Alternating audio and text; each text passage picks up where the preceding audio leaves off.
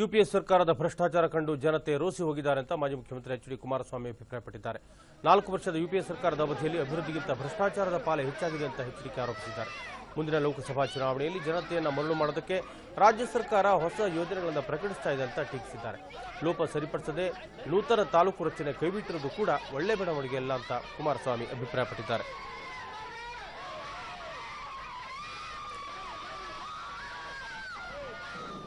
UPA ಸರ್ಕಾರ ಎರಡನೇ ಅವಧಿಗೆ ದೇಶದಲ್ಲಿ ಕಾಂಗ್ರೆಸ್ ಪಕ್ಷದ ಜೊತೆ ಮಿತ್ರ ಪಕ್ಷಗಳ ಜೊತೆಗೂಡಿ ಅಧಿಕಾರಕ್ಕೆ ಬಂದ ನಂತರ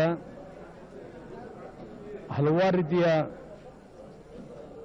ಭ್ರಷ್ಟಾಚಾರದ ವಿಷಯಗಳು ಹೊರಗೆ ಬಂದಂತಹ ಪ್ರಕರಣಗಳೇನಿದೆ, ದೇಶದ ಆರ್ಥಿಕ ಪರಿಸ್ಥಿತಿಗಳು ಉತ್ತಮವಾದಂಥ ರೀತಿಯಲ್ಲಿ ತೆಗೆದುಕೊಂಡು ಹೋಗ್ತಕ್ಕಂಥದ್ರಲ್ಲೂ ಯುಪಿಎ ಪಾರ್ಟ್ 2ನಲ್ಲಿ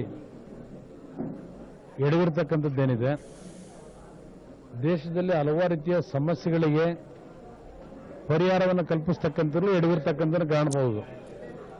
ಇವತ್ತು RTIನ ತಂದಂಥದ್ದು ಮತ್ತು ನರೇಗಾ ಸ್ಕೀಮ್ ಎರಡರ ಬಗ್ಗೆನೇ ಬೆನ್ನು ತಟ್ಕೊಳ್ಳೋದ್ರ ಮುಖಾಂತರ ಇವತ್ತು ನಾವು ದೊಡ್ಡ ಸಾಧನೆ ಮಾಡಿದ್ದೇವೆ ಅಂತಕ್ಕಂಥದ್ದೇನಿದೆ. ಆ ಒಂದು ಉದ್ಯೋಗ ಖಾತ್ರಿ ಯೋಜನೆ ಅಡಿಯಲ್ಲಿ ಹಲವಾರು ರೀತಿಯ ಹಣದ ದುರುಪಯೋಗ ಆಗಿರ್ತಕ್ಕಂಥದ್ದು ಇಡೀ ದೇಶದಲ್ಲೇ ಇವತ್ತು ಚರ್ಚೆಗೆ ಗ್ರಾಸವಾಗಿದೆ. ಅದು ಯಾವುದನ್ನು ಸರಿಪಡಿಸಿ ಇವತ್ತು ಯಾವ ಉದ್ದೇಶದಿಂದ ಒಂದು ಉದ್ಯೋಗ ಖಾತ್ರಿ ಯೋಜನೆಯನ್ನು ಅನುಷ್ಠಾನಕ್ಕೆ ತಂದಿದ್ದಾರೆ, ಅದು ಸಫಲ ಆಗದೇ ಇರತಕ್ಕಂಥದ್ದನ್ನು ನಾವು ಕಾಣಬಹುದಾಗಿದೆ. ಇವತ್ತು 4ನೇ ವರ್ಷದ ಅವಧಿಯನ್ನು ಪೂರ್ಣಗೊಳಿಸಿರ್ತಕ್ಕಂಥ ಅವಧಿಯಲ್ಲಿ ಎರಡನೇ ಬಾರಿ ಅದು ಯುಪಿಎಸ್ ಪಾರ್ಟ್ 2ನಲ್ಲಿ ನಿನ್ನೆ ಏನು ಪ್ರೋಗ್ರೆಸ್ ಕಾರ್ಡ್ನ ರಿಲೀಸ್ ಮಾಡ್ಕೊಂಡಿದ್ದಾರೆ, ಅದು ಯಾವುದೇ ರೀತಿಯ ದೊಡ್ಡ ಮಟ್ಟದ ಒಂದು ಜನತೆಗೆ ಸಂದೇಶ ಕೊಡ್ತಕ್ಕಂಥ ವಿಷಯಗಳೇನಿಲ್ಲ ಅದರಲ್ಲಿ. ಅದರಿಂದ ಇವತ್ತಿನ ಒಂದು ಮುಂದಿನ ಚುನಾವಣೆಗೆ ಹೋಗ್ತಕ್ಕಂಥ ಹಿನ್ನೆಲೆಯಲ್ಲಿ ನಿನ್ನೆಯ ದಿನ ಈ ಒಂದು ಪ್ರೋಗ್ರೆಸ್ ಕಾರ್ಡ್ನ ರಿಲೀಸ್ ಮಾಡ್ಕೊಂಡಿದ್ದಾರೆ. ಅದು ಏನು ದೊಡ್ಡ ಮಟ್ಟದ ಜನತೆ ಮೇಲೆ ಪರಿಣಾಮ ಬೀರತಕ್ಕಂಥ ಪ್ರಶ್ನೆ ಇಲ್ಲ.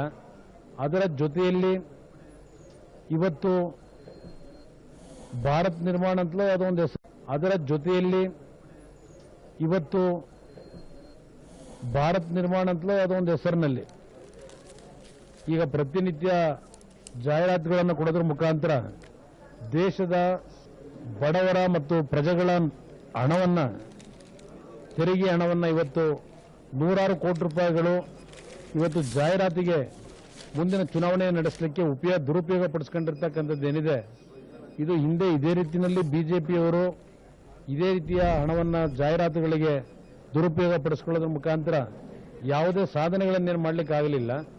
ಇದು ಅದೇ ನಿಟ್ಟಿನಲ್ಲಿ ಮುಂದಿನ ದಿನಗಳು ಪರಿಣಾಮ ಬೀರಬಹುದು ಅಂತಕ್ಕಂಥ ನಾವು ತಿಳ್ಕೊಳ್ಳೋದು ಸೂಕ್ತ. ಈ ರೀತಿಯ ಹಣವನ್ನು ದುರ್ಬಳಕೆ ಮಾಡೋದ್ರ ಬದಲು ಜಾಹೀರಾತುಗಳಿಗೆ ಅದೇ ಹಣದ ಮುಖಾಂತರ ಯಾವುದಾದ್ರೂ ಒಂದು 100 ಹಳ್ಳಿಗಳನ್ನು ಇಲ್ಲ ಒಂದು 50 ಹಳ್ಳಿಗಳನ್ನು ಇವತ್ತು ದತ್ತು ತೆಗೆದುಕೊಂಡು ಮೂಲಭೂತ ಸೌಕರ್ಯಗಳು ಕೊಟ್ಟರೆ ಅದೇ ಒಂದು ದೊಡ್ಡ ಸಾಧನೆ ಅಂತಕ್ಕಂಥ ಅರ್ಥಕೊಳ್ಳೋದು ಸೂಕ್ತ ಅನ್ನೋದು ನನ್ನ ಅಭಿಪ್ರಾಯ. ಕೇಂದ್ರ ಸರ್ಕಾರದ 4 ವರ್ಷದ ಆಡಳಿತದಲ್ಲಿ ಇವತ್ತು ಅಭಿವೃದ್ಧಿಗೆ ಚರ್ಚೆಯನ್ನು ಮಾಡೋದಕ್ಕಿಂತ ಹೆಚ್ಚಾಗಿ ಯುಪಿಎ ಸರ್ಕಾರದ ಅಭಿವೃದ್ಧಿಗಳ ಬಗ್ಗೆ, ಯುಪಿಎ ಸರ್ಕಾರದಲ್ಲಿ ನಡೆದಿರ್ತಕ್ಕಂಥ ಲಕ್ಷಾಂತರ ಕೋಟಿ ರೂಪಾಯಿಗಳ ಯಾವೊಂದು ಹಣ ದುರುಪಯೋಗ ಇರತಕ್ಕಂಥದ್ದು, ಕಾನೂನು ಬಾಹಿರ ಚಟುವಟಿಕೆಯ ವಿಷಯದಲ್ಲಿ ಅದಕ್ಕೆ ದೊಡ್ಡ ಮಟ್ಟದ ಪ್ರಚಾರಗಳನ್ನು ದೊರಕ್ತಾ ಇದೆ. ಇಡೀ ದೇಶದಲ್ಲಿ ಎಲ್ಲೋ ಒಂದು ಕಡೆ ಕಾಂಗ್ರೆಸ್ನ ಭ್ರಷ್ಟಾಚಾರದ ಬಗ್ಗೆ ಜನತೆ ಇವತ್ತು ಅಸಮಾಧಾನವನ್ನು ವ್ಯಕ್ತಪಡಿಸ್ತಕ್ಕಂಥದ್ದೇನಿದೆ. ಈಗಾಗಲೇ ಹಲವಾರು ಈಗ ಮತ್ತೆ ಪ್ರೀಪೋಲ್ ಸರ್ವೆಗಳನ್ನು ಪ್ರಾರಂಭ ಮಾಡಿದ್ದಾರೆ. ಇವತ್ತು ಯುಪಿಎ 120, 130, 136 ಸ್ಥಾನ ಈ ರೀತಿ ಕೊಟ್ಕೊಳ್ಳೋದ್ರ ಮುಖಾಂತರ ಈಗೇನು ಮತ್ತಿನ್ನೊಂದು ವ್ಯವಸ್ಥಿತವಾದಂಥ ಒಂದು ಪ್ರೀಪೋಲ್ ಸರ್ವೆಗಳನ್ನು ಪ್ರಾರಂಭ ಮಾಡಿದ್ದಾರೆ. ಇದೆಲ್ಲವನ್ನು ನೋಡಿದಾಗ ಇವತ್ತು ಕರ್ನಾಟಕ ರಾಜ್ಯದಲ್ಲಿ ಯಾವ ಒಂದು ಕಾಂಗ್ರೆಸ್ನ ಆಡಳಿತದಲ್ಲಿ ಆರಂಭ ಶೂರತ್ವದಲ್ಲಿ ಕರ್ನಾಟಕ ರಾಜ್ಯದ ಮುಖ್ಯಮಂತ್ರಿಗಳು ಘೋಷಣೆ ಮಾಡಿರ್ತಕ್ಕಂಥ ಕಾರ್ಯಕ್ರಮಗಳಿಗೆ ಕೇಂದ್ರ ಸರ್ಕಾರ ಮುಂದೆ ದೊಡ್ಡ ಮಟ್ಟದ ನೆರವು ಕೊಡ್ತಾರೆ ಅಂತಕ್ಕಂಥ ನಿರೀಕ್ಷೆ ಇಟ್ಟು ಇವತ್ತು ಕೆಲವು ಕಾರ್ಯಕ್ರಮಗಳನ್ನು ಘೋಷಣೆಯನ್ನು ಮಾಡ್ಕೊಂಡಿದ್ದಾರೆ. ಬಹುಶಃ ಏನಾದರೂ ಇನ್ನೊಂದು 5-6 ತಿಂಗಳಲ್ಲಿ ಲೋಕಸಭೆಗೆ ಚುನಾವಣೆ ಬಂದು ಅಲ್ಲಿ ಕಾಂಗ್ರೆಸ್ನ ಯುಪಿಎ ಸರ್ಕಾರ ಪತನ ಆದರೆ ಈಗ ಕೊಟ್ಟಿರ್ತಕ್ಕಂಥ ಹಲವಾರು ಘೋಷಣೆಗಳು ಆ ಘೋಷಣೆಗಳಾಗಿ ಉಳಿಯತಕ್ಕಂಥ ಒಂದು ವಾತಾವರಣ ನಿರ್ಮಾಣ ಆಗ್ತದೆ ಎನ್ನುವಂತಕ್ಕಂಥದ್ದನ್ನು ಕೆಲವು ರಾಜಕೀಯ ತಜ್ಞರು ಚರ್ಚೆಯನ್ನು ಮಾಡ್ತಾರೆ.